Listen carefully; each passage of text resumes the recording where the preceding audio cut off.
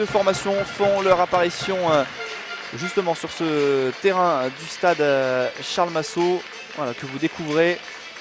Beaucoup de petites modes de terre. Une rencontre qui sera arbitrée par monsieur Edgar Barenton, assisté de messieurs Daoudi et René.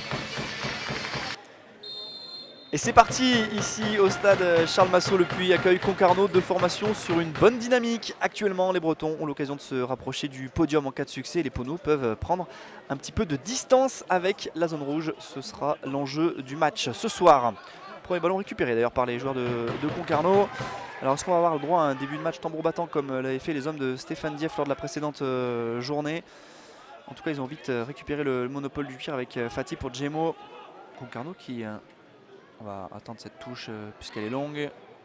La reprise de Irabor qui s'envole. Cette victoire 3-0 face à Villefranche a toutes les peines du monde à s'imposer ici à Massot. Longue touche à nouveau. C'est dégagé en 2 temps par la défense. Et Zogba qui s'essaye une nouvelle fois. C'est trop haut. 2 tentatives après 6 petites minutes de jeu. Ici, 2 tentatives Ponote qui n'ont pas inquiété Pierre Patron, qui n'a pas esquissé le moindre geste. Que les premiers encouragements commencent à descendre de la tribune principale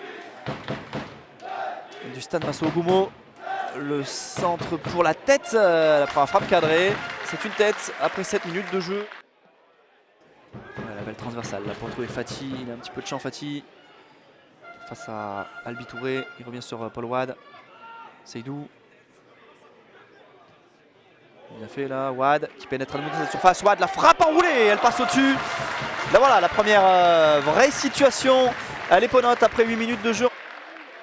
Carvalho a l'occasion de le faire, c'est parti, c'est bien frappé, ce sera pour la tête. Ponote, il me semble, de Mohamed. Et c'est dégagé en 2 temps par la défense du Puy. Et Paul Wade qui va même aller au pressing et même récupérer ce ballon. Et peut-être amorcer une contre-attaque. Ouais, le bon repli super là de Thibaut 5-1 qui s'est pas jeté devant Paul Wade. Qui s'est appliqué sur son contrôle mais pas sur sa passe. Et ça peut être récupéré par Soukouna qui part à grandes enjambées. Il y aura le repli de Paul Wade. Oh, le petit pont bien joué de la part de Soukouna. Il avait quasiment tout bien fait sur cette action. Et il va quand même gratter un corner. Allez, c'est parti, le centre de Piccolo pour une tête, celle de Rodriguez il me semble. Et la reprise de Gébélé qui était à la retombée de cette tête défensive. Ça s'envole.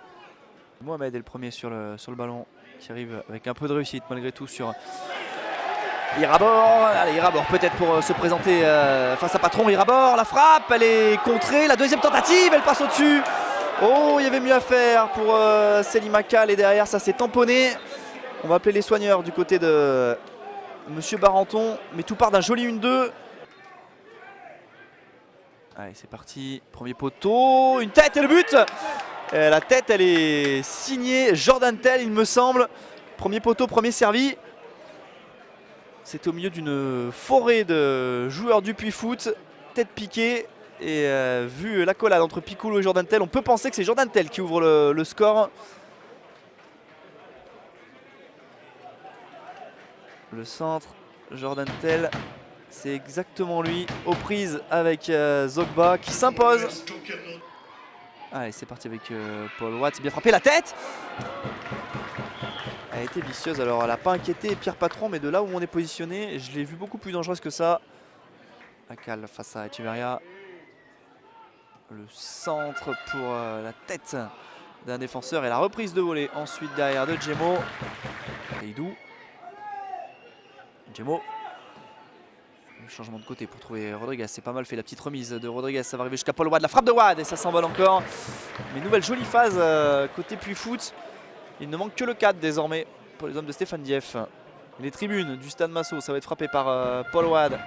Sur phare entrant, le centre de Paul Wade pour une tête, mais elle n'est pas cadrée. C'était Seydou il me semble. Centre de Fati au second poteau pour Akal qui va laisser à Goumo aux abords de la surface de réparation. Goumo en retrait pour Djemo, le centre de Djemo pour la tête. Elle n'est pas cadrée, il doit réussir à faire mieux. Rodriguez sur cette action. Alors est-ce qu'il a hésité à mettre une tête parce qu'on lui parle derrière. Le bon relais avec Paul Wade, mais la belle intervention de Piccolo. Il n'y aura pas de faute selon monsieur l'arbitre. Pourtant on a entendu les cris de Mathis Piccolo d'ici. Et le jeu se poursuit avec Goumo. Ouh là là là, il y a une faute. Et il y aura 2 cartons. Oh, il va être exclu. Il va être exclu pour avoir pesté le carton rouge, la tuile pour Djemo qui a été réclamé auprès de l'arbitre. Ah, le capitaine Pono qui vient mettre une balle dans le pied de son équipe. Situation de 2-0 à décanter pour Nicolas Mercier. Le petit ballon, bien joué pour El Khmiri. El Khmiri qui est dans cette surface de réparation. El Khmiri qui a été à 2 doigts de faire le break, mais qui a été peut-être un petit peu gourmand en voulant dribbler le gardien. Attention de ne pas la regretter celle-ci.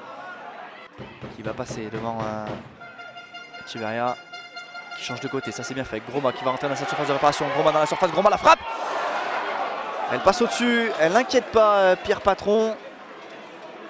Cette frappe de Groma qui était, malgré l'infériorité numérique, Ponot étrangement seul. Rodriguez.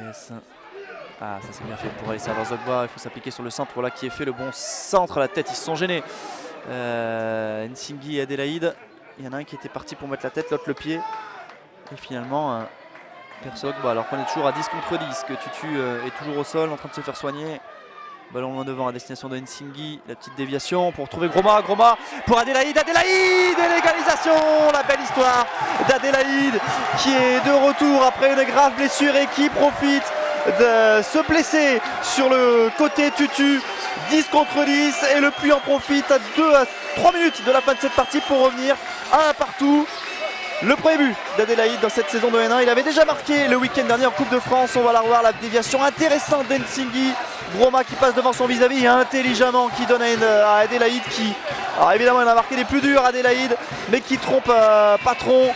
Et ça fait un partout entre le Puy et Concarneau. Une petite main du côté du public, l'arbitre n'a pas branché. Groma qui va mettre un ballon dans le paquet, c'est bien fait. Le sort de Groma, la déviation pour l'un de ces deux attaquants. Il me semble que c'est Adélaïde qui touche le ballon en dernier.